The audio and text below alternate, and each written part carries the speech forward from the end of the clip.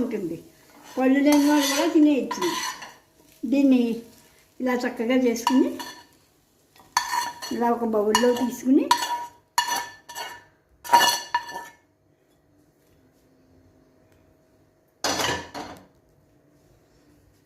చూసారు కదా చక్కగాను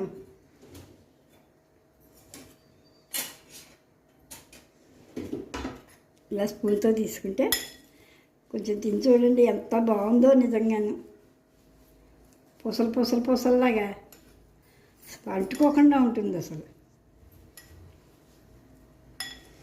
చేసి చూసుకోండి. చల్లారి మరీ వేడిగా కాకుండా కొంచెం చల్లగా అయిపోకుండా చక్కగా ఉండగానే చాలా వెచ్చగా తింటేనే చాలా బాగుంటుంది. నోటికి బాగుంటుంది, కడుపులో చలవ చేస్తుంది. చేసుకుంటారు కదా. లైక్ చేయండి, సబ్స్క్రైబ్ చేయండి, గంట కొట్టకుండా మాత్రం మంచిది.